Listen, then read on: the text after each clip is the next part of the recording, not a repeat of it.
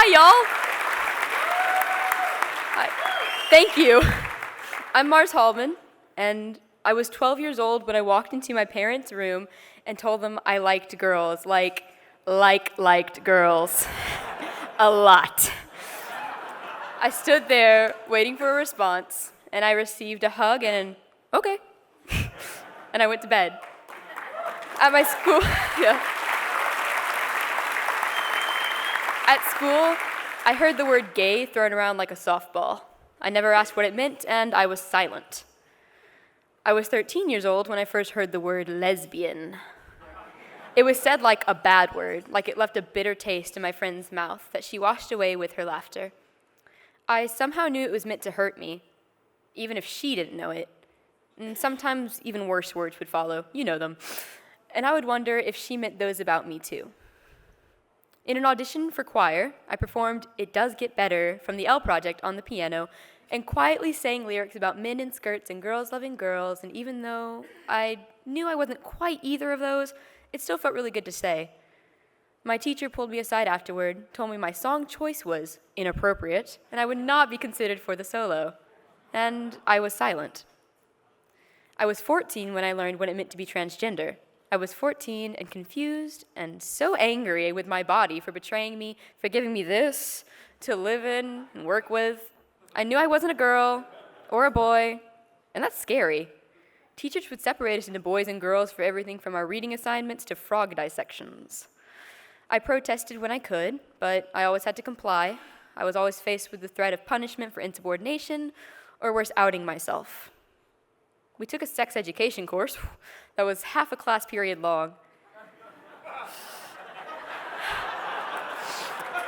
I saw what was written on the whiteboard before we even walked into the classroom.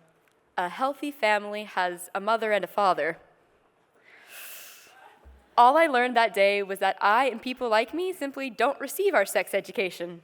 The nurse asked us if we had any questions, and I had so many questions. Whew.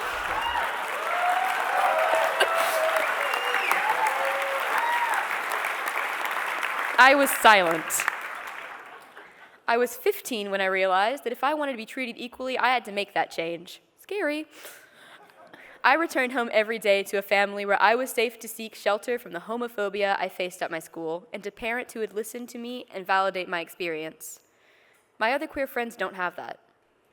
I researched gay-straight alliances and how I could get one started in my school. With the help of Chris Hampton of the ACLU, I made the school board aware of their responsibility to protect our right to meet. A teacher at our school, Nick Hodge, agreed to sponsor the club. And although religious leaders in my community reacted strongly, we persevered. I'm no longer silent.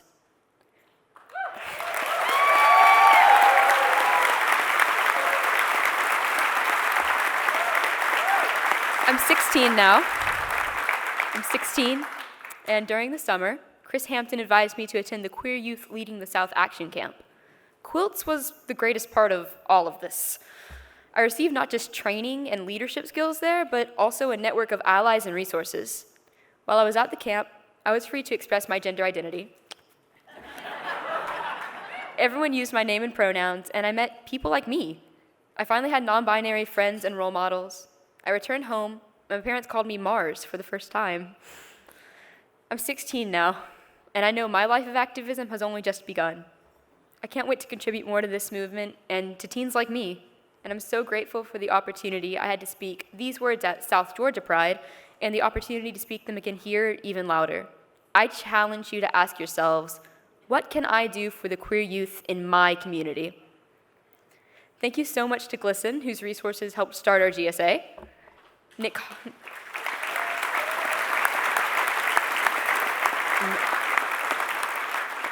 Mr. Nick Hodge, who sponsors our club with pride, my parents, Beth and Johnny Hallman, and my sisters, who supported me through 2 coming outs and more of this,